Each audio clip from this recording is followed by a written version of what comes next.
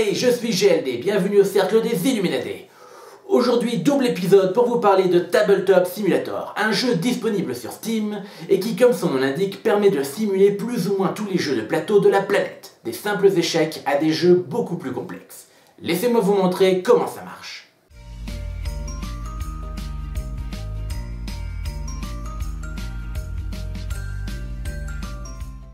Dans cette première partie, nous parlerons des possibilités offertes par Tabletop Simulator, comment ça se joue et quels sont les jeux disponibles.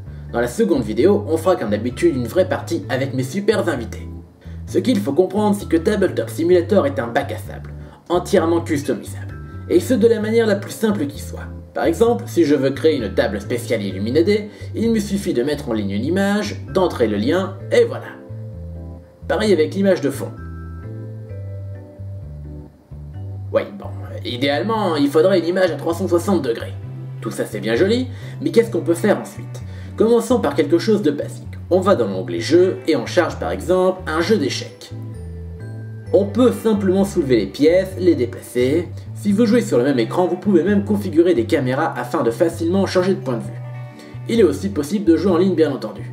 Attention toutefois, pour héberger une grosse partie avec disons 5 ou 6 joueurs, prévoyez une connexion de taré genre fibre optique. Par défaut, il y a des sécurités pour éviter que les pièces se rentrent dedans, mais il est possible de s'amuser un peu, voire même de renverser la table.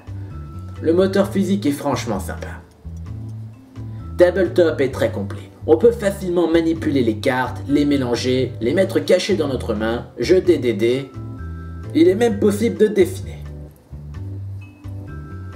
On peut également créer des zones cachées aux autres joueurs sur la table, mettre un rideau devant son écran, pratique pour les jeux à la loup-garou, et, cerise sur le gâteau, utiliser une véritable tablette virtuelle permettant d'aller sur internet, notamment YouTube, idéal pour tous avoir la même musique ou regarder des vidéos des Illuminati.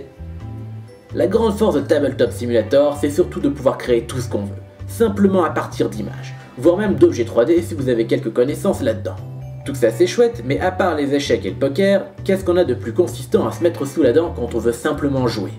Pour ça, deux solutions. La première, ce sont tout simplement les DLC payants du jeu, qui sont en fait des versions digitales de jeux connus, comme Zombicide et Scythe, mais aussi de jeux un peu plus obscurs. Attention, ils sont uniquement dispo en anglais.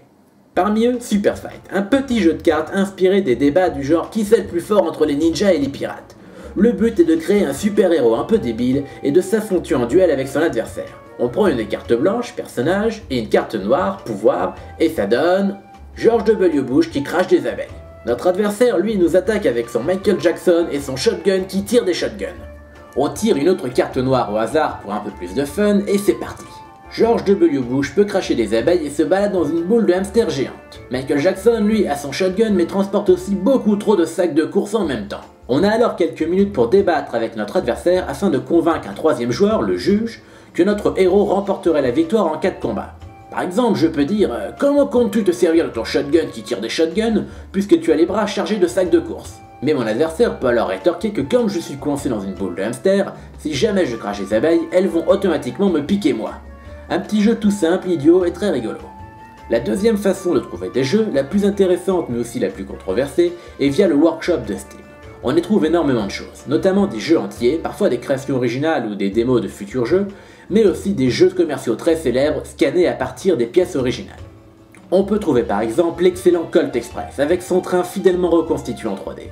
Alors ça c'est mon jeton premier joueur custom, je sais pas si vous connaissez, c'est chez RAF, c'était un groupe, ils étaient number one. Le classique et génial Battlestar Galactica, Potion Explosion et ses petites billes de couleur. Le pape des jeux coop, Pandemic. Ou encore Loup-garou pour une nuit et Mysterium que nous avons déjà vu ensemble. Je me suis même amusé à créer un nouveau personnage pour celui-là. Et tous ces jeux sont 100% jouables. La grande majorité des jeux sont en anglais, mais il est possible d'en trouver certains en français. Tabletop Simulator est un excellent outil pour créer des jeux et les partager avec le monde entier. Idéal pour les nouveaux créateurs souhaitant lancer un Kickstarter par exemple. Et pour les joueurs, tout est à disposition pour jouer dans les meilleures conditions possibles. Bien sûr, on peut se poser la question, est-ce que jouer aux jeux commerciaux disponibles sur le workshop est considéré comme du piratage? Pour moi, oui et non. Une version digitale reste une version digitale. Si j'invite des amis chez moi pour faire une partie de loup-garou, on ne va pas tous se connecter sur nos laptops et jouer dans notre coin. En revanche, c'est parfait pour jouer avec des gens qui vivent dans d'autres villes, voire même d'autres pays. C'est également un bon moyen pour découvrir de nouveaux jeux et de les tester avant de les acheter. Envie de voir à quoi ressemble une partie complète d'un jeu sur Tabletop Simulator? Alors on se rejoint tout de suite pour la seconde partie de cet épisode.